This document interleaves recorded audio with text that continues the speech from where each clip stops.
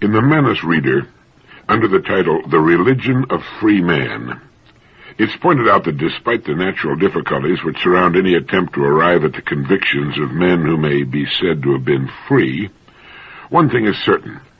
Their ideas are likely to be those which may prosper in an atmosphere of unrestricted reason. Now, no one can quarrel with the claim that a free man is a man who is determined to think for himself. This freedom of mind, moreover, is of greater importance than political freedom in making a definition. It will be conceded, for example, that Socrates, whose liberty was curtailed by his Athenian judges and whose life was ended by their decree, was nevertheless a freer man than those who condemned him. There's a natural tendency on the part of Americans to think of themselves as free, and, politically speaking, little doubt but that the institutions of the United States afford explicit recognition of the right of human beings to be free. An inquiry of this sort, then, may well begin with an examination of the religion of the men who shaped those institutions. Even if the religion or religions of the Founding Fathers suffer from obscurity, this obscurity may itself be of considerable significance, since the most easily defined religions are not necessarily the best. On the contrary, if true religion is an inward thing, the reverse may be true. One clear contrast between the political leaders of the present and those of the period of the American Revolution lies in their respective relations to the religious orthodoxy of their times. Our present leaders seem to seek orthodoxy with eagerness, as an obligation perhaps of sound politics. The revolutionary leaders, despite political hazards, chose an opposite course. In History and Social Intelligence, published in 1926, Harry Elmer Barnes collected evidence to show that the majority of distinguished Americans in the generation of the Fathers were not even professing Christians. Students in intellectual history have observed that the best single example of the ideas of the Founding Fathers is found in Robert Ingersoll, the great freethinker who came a century later. In a sermon on Ingersoll, a Unitarian clergyman, Minot J. Savage, said, his, Ingersoll's, ideas were very largely those of Voltaire, of Gibbon, of Hume, of Thomas Paine, of Thomas Jefferson, of Benjamin Franklin, and of a good many other of our prominent revolutionary heroes. Back in 1831, a perturbed minister declared with dismay that most of the founders of our country were infidels, and that of the first 7 presidents, not one of them had professed his belief in Christianity. In general, the Founding Fathers have been termed deists.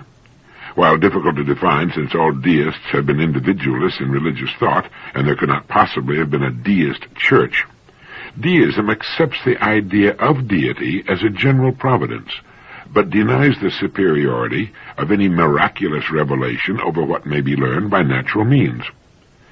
In the presidential campaign of 1800, much capital was made by the Federalists out of Jefferson's notorious free-thinking. Although Jefferson was so great an admirer of Jesus that he edited for his own use a version of the New Testament, which left out all but the moral teachings of Jesus, he was nonetheless attacked by his political opponents as one who, quote, hated Christ and his church, end of quote, and whose daily speech is that of an infidel. But Jefferson did become president, the freedom of his religion notwithstanding. This was one of the greatest of the achievements of 18th century liberalism and the American Revolution. Men of his views a few hundred years before were hunted, persecuted, and burned at the stake for their beliefs. One of these, Michael Servetus, suffered attack, imprisonment, and finally death over a slow fire of green boughs at the hands of John Calvin for daring to believe with ancient pantheists that God is eternal, one and indivisible, and in himself inscrutable, but making his being known in and through creation, so that not only is every living but every lifeless thing an aspect of deity. An aspect of Servetus' heresy was the honor he did demand. In the course of a theological correspondence with Calvin, he wrote to the Genevan reformer, all that men do, you say, is done in sin, and is mixed with dregs that stink before God, and merit nothing but eternal death. But therein you blaspheme. Stripping us of all possible goodness, you do violence to the teaching of Christ and his apostles, who ascribe perfection or the power of being perfect to us. Be ye perfect, even as your Father in heaven is perfect. Matthew, verse 48. You scout this celestial perfection, because you have never tested perfection of the kind yourself, thou reprobate and blasphemer, who calumniatest the works of the Spirit. Servetus was a martyr to Protestant fury. He died at the stake on October 27th, 1553, and about a half-century later, on February 17th, 1600, Giordano Bruno, Italian philosopher and pantheist, was led into a public square in Rome and burned to death for similar errors. Spinoza, before another century had passed, was to suffer, if not death, complete ostracism by the Jewish community in Holland, again for the pantheistic heresy.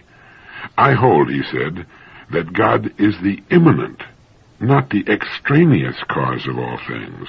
I say all is in God, all lives and moves in God, and this I maintain with the Apostle Paul, and perhaps with every one of the philosophers of antiquity, although in a way other than theirs. I might even venture to say that my view is the same as that entertained by the Hebrews of old, if so may be inferred from certain traditions, greatly altered and falsified though they be."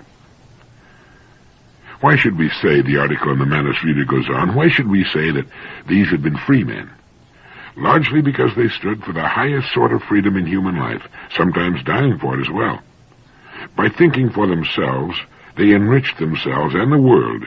It gave them the integrity of conviction which made their own independent conclusions of greater importance than anything else, and so gave an example of lives of principle to all who came after. We can hardly avoid the conclusion that the living quality of their pantheistic thought was the source of this integrity and courage. They would submit to no insistent conformity, no outside ruler of mind or conscience. They were not criminals, yet they were treated far worse than common breakers of the law. They were gentle men, teachers, philosophers, devoted to their fellow men. But their religion had one common principle of self-reliance in thought and belief. They, more than any others, they and the few who were like them, are the true authors of human freedom wherever it's found. From the ancient Stoics to the modern Einsteins and Schweitzers is a long course of 2,000 years and more. There have been a few bright interludes of civilization and learning, and much longer periods of darkness along this path. But throughout, the religion of free men changes very little, if at all, in its fundamental expression. It is the religion of men who cherish a secret divinity within, however they name it, and who live in the world, whatever it's like, without fear. Disagreeing with popularly held beliefs, doing your own thinking instead of accepting without question what you've been told to accept, has always been the way of unpopularity and danger. How men love to tell others what to think and believe. Calvin cooked Servetus alive over a slow fire, not because he was an unbeliever. Servetus was a deeply religious man. It was because his religion differed from that of Calvin. Servetus was a brilliant man, one of the most outstanding physicians of his time. One of his discoveries was that the blood circulates through the lungs. And the fact that his life was taken from him in such an agonizing and barbarous way in the name of religion is a terrible thing to think about. Incidentally, Calvin got him only because he had already escaped from the clutches of the Inquisition, which probably had much the same fate in store for him. Freedom is not just the right to think as we believe, but it's also the right of others to think as they believe. And the fact that the United States was founded by men who were free thinkers, who made up their own minds through their own reading and thinking as to what they chose to believe, put a very solid foundation indeed as a very important part of the underpinning of this country.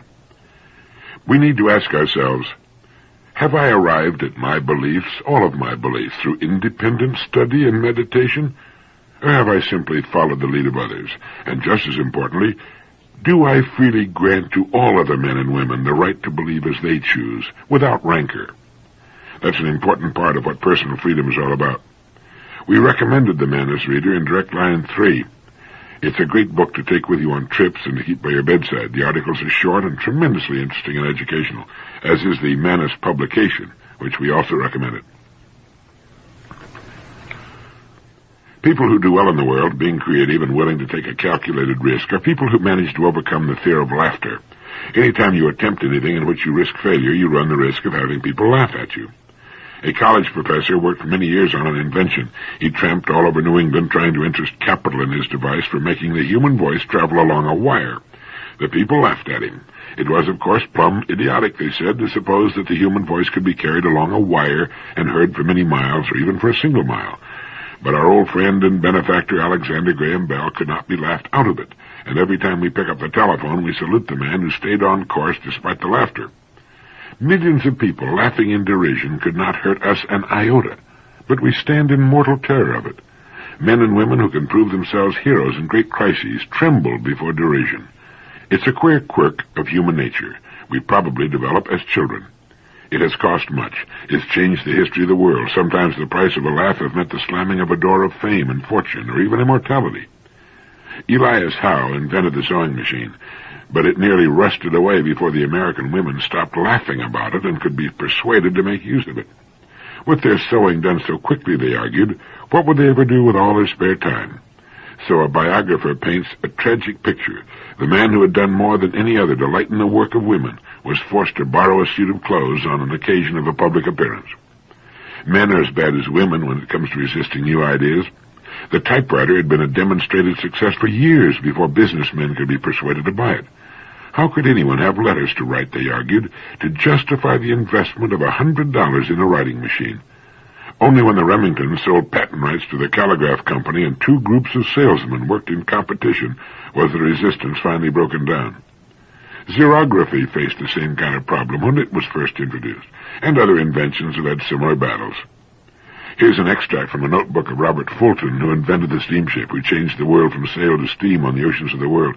He wrote, "As I had occasion daily to pass to and from the shipyard where my boat was in progress, I often loitered near the groups of strangers and heard various remarks as to the object of this new vehicle. The language was uniformly that of scorn, sneer, or ridicule. The loud laugh often rose at my expense, the dry jest, the wise calculations of losses or expenditures, the dull repetition of Fulton's folly. Never did a single encouraging remark, a bright hope, a warm wish cross my path. Never did a single encouraging remark, a bright hope, a warm wish cross my path." And that's about what you can expect when you try something new. Emerson once commented that no one ever falls ill, but that passers-by idly hope that he will die. And the same perversity and built-in envy cause people to think or hope that any new idea or plan that runs counter to established principle will fail. Speaking of Emerson, he also wrote, "Pythagoras was misunderstood, and Socrates, and Jesus, and Luther, and Copernicus, and Galileo, and Newton, and every pure and wise spirit that ever took flesh. To be great is to be misunderstood." In his One-Dimensional Man, Herbert Marcuse points out that people now have more opportunity for education, with the classics coming to life and gaining wide distribution, but he says, they come to life as other than themselves. They are deprived of their antagonistic force, of the estrangement which was the very dimension of their truth. The intent and function of these works have thus fundamentally changed. If they once stood in contradiction to the status quo, this contradiction is now flattened out. You know, we tend to forget that the greatest people, the greatest writers, the greatest teachers, were for the most part in violent disagreement with their times and the way things were being done. We seem to have become so flabby in our acceptance of anything that we fail to do anything personally about what we see about it. Norman Cousins has written that the biggest issue of all in the years just ahead is not just the squandering of physical resources, but the squandering of human resources.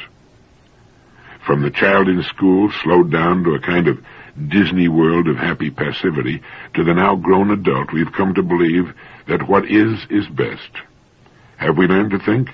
Do we look at our products and services, our jobs, with the glaring, critical eye of suspicion, knowing with every fiber of our being that they're not nearly good enough, not nearly what they can be? We have abundant proof that our system of individual freedom works best, but instead of trying to find ways of making it better, we tend to cling to the ways of the past. What constitutes failure? What does a person have to do or not do in order to fail? Herman Melville died in 1891. He wrote the book Moby Dick, the whaling epic, with its tremendous metaphysical concept of evil, at the age of 30. The book was published in 1851, sold a few copies, and then was promptly forgotten except by the limited connoisseurs of creative writing. Melville lived 40 years beyond publication of Moby Dick. He considered himself and his book a failure, and from a publisher's point of view, Melville was right. Of his other novels, Billy Budd remained unpublished for 40 years after his death, and like Moby Dick, has since become a literary classic. Today, sales of Melville's works run into the millions, but there is no retroactive compensation for the author's troubled soul or shoddy purse. How then shall we measure values, assay excellence, and compensate for obvious neglect and public apathy? Moby Dick the White Whale is dead, but Moby Dick the novel lives in imperishable print, and with it Melville moves into the company of the literary immortals. That sort of posthumous fame was by no means restricted to Herman Melville. It's happened to a great many men and women. It was true of Henry Thoreau and Edgar Allan Poe. It was also true of Jesus Christ. So what is failure? Failure does not come to a person because he is not recognized by the multitudes during his lifetime or ever. Our success or failure has nothing to do with the opinions of others. It has only to do with our own opinion of ourselves and what we're doing. Getting back to Thoreau for a moment, when he had to take most of his unsold books back home from his publishers, it didn't seem to bother him at all. In fact, he made the comment that he had a library consisting of over 700 volumes, most of which he had written himself. The only person that can be called a failure is that person who tries to succeed at nothing. Success, as far as a person is concerned, does not lie in achievement. It lies in striving, reaching, attempting. Any person who decides upon a course of action he deems to be worthy of him and sets out to accomplish that goal is a success right then and there. Therefore, failure consists not in failing to reach our goals, but rather in not establishing them. Failure consists of not trying, and certainly Melville and all the others who were not recognized until long after their death were successful during their lives because of the fact that they strove all of their lives and gave to their work the best that was in them. And for every Melville that we read about, there have been millions of men and women equally successful, of whom we'll never hear. People who didn't write books or try to save the world, but who, in their own quiet way, in their own places, gave to what they had chosen the best that was in them. Melville must have known deep within himself when he finished the last page of Moby Dick that he had not failed, just as each of us knows how much of himself he's giving to what it's been given him, what he has chosen to do.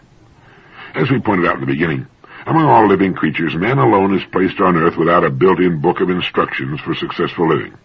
He must create his own world within the parameters of the society in which he finds himself, and he can create a good world for himself if he will become free and look for quality in everything he does, if he will learn to think, if he will examine with faint distrust everything he hears and sees and look for a better way. In whatever field he finds himself, he will say to himself every day, there are better ways of doing this. My job is to seek them out, and make as his guidelines in seeking a better way those two unfailing guideposts, quality and simplicity. The force behind every human action is its goal. What's your goal? Is it clear in your mind? And we should not let the doubt and criticism of others shake our self-confidence. Self-confidence is like a psychological credit card. It's good wherever it's presented, and it can command in time unlimited credit, unlimited opportunities. And for every one of our problems, there is a corresponding opportunity for a great career in business or in government or the social services. When something angers you, you're face to face with opportunity. The thing that made Mark Twain so great was his great burning anger at the inhumanity and ridiculousness of man. The same was true of Tolstoy, Dostoevsky, and Voltaire. And behind every improvement of man was a dissatisfied, critical mind. Advances don't come from groups of happy, well-adjusted, well-integrated people. They come from nonconformists who refuse to buy the status quo, people with a healthy curiosity, a wonderful freedom of mind, and the inner security to take a chance. Here are some interesting questions for you. You might want to try answering them. 1. If you could completely change places with any other person in the world, would you do it? And who would that person be? 2. If you could work at any job you could choose, would that work be different from the work you're now doing? 3. If you could live in any part of the country you want to live in, would you move from where you're now living? 4. If you could go back to age 12 and live your life from that point over again, would you do it? Studies indicated that the great majority of people, even though they evince a certain amount of dissatisfaction with their present lives and don't seem to be as happy as they might be, will answer no to all 4 questions. What brought this to mind is an attorney friend of mine who confided that now that he's accomplished everything he's worked and struggled for so long to achieve, he finds himself depressed more and more of the time. He has a fine practice and an excellent income, a beautiful home, a wife and children to whom he's devoted. In fact, everything is finally just as he'd planned it for so many years. And for no reason that he can put his finger on, all the fun and enthusiasm has strangely disappeared. He's listless and unhappy, and he can't think of a single reason why. This has become a common modern melody, and it's what so often happens when a person runs out of goals. This is when the game of life begins to go to pot, and the person needs to remind himself of some of the basic rules for successful, enthusiastic living. And the first rule is that a human being must have something worthwhile toward which he's working. Without that, everything else, even the most remarkable achievements of the past and all the trappings of worldly success, tend to turn sour. Achieving our life goals can be compared to opening our presents on Christmas morning and watching those we love open theirs. We look forward to the day, plan, and work toward it. Suddenly it's there. All the presents have been opened, and then what? Well, we must then turn our thoughts and attention to other things. The successful novelist begins planning his next book before he completes the one he's working on. The scientist always has something new and challenging to turn to when he completes a project. The teacher has a new class coming up. The young family has children to raise and get through school, the new home to buy, the promotion to work for. But for millions who reach their 40s and 50s and find they've done all they set out to do, and that there are no new challenges to give them stimulus and direction, there often comes the most trying time of their lives, the search for meaning, for new meaning. And it must be found if the old interest and vitality are to be restored to their lives, if they're to achieve renewal as persons. If they understand this, even the search for new meaning can bring new interest into their lives. They've got to say to themselves, all right, I've done what I set out to do. Now I must find something new and interesting to do. Getting back to our questions, the thought of going back to age 12 fills most people with a dread bordering on horror. They wouldn't do it for anything. And the upshot of the whole thing is that most people are living lives they themselves have fashioned and have or are getting what they really want, or at least what they're willing to settle for. And when this is brought to their attention, they often begin to get a lot more enjoyment from the life they've got. They begin to enjoy themselves more and realize that things aren't so bad after all. They also begin, the study showed, to look at each other, their marriage partners, and their children in a new light. As one man put it, it had never occurred to me before that my wife had, by marrying me, dedicated her entire life to me, our home, and children. This is an enormous commitment, a total commitment. I realized I'd been treating her far too casually, that I'd been taking too great a gift for granted. We talked it over and got on much better, much warmer terms with each other. It goes to prove that a reassessment of ourselves and our lives is a good idea from time to time. It makes us realize how much more we can do with the lives and circumstances we've got, how we can improve upon them and embellish them with a little thought and creativity. It's been written that life is divided into 3 terms: that which was, which is, and which will be. Let us learn from the past to profit by the present, and from the present to live better in the future. Many years ago, while I was recuperating from an operation, someone sent me a little piece I enjoyed very much. It's titled, "Slow Me Down, Lord," and it goes like this. "Slow me down, Lord, ease the pounding of my heart by the quieting of my mind. Steady my hurried pace with a vision of the eternal reach of time. Give me, amid the confusion of the day, the calmness of the everlasting hills. Break the tensions of my nerves and muscles with the soothing music of the singing streams that still live in my memory. Help me to know the magical restoring power of sleep. Teach me the art of taking minute vacations, of slowing down to look at a flower, chat with a friend, to pat a dog, to answer a child's question, to read a few lines from a good book. Remind me each day of the fable of the hare and the tortoise, that I may know that the race is not always to the swift, that there is more to life than increasing its speed. Let me look upward into the branches of the towering oak and know that it grew slowly and well. Slow me down, Lord, and inspire me to send my roots deep into the soil of life's enduring values, that I may grow more surely toward the stars. Thank you.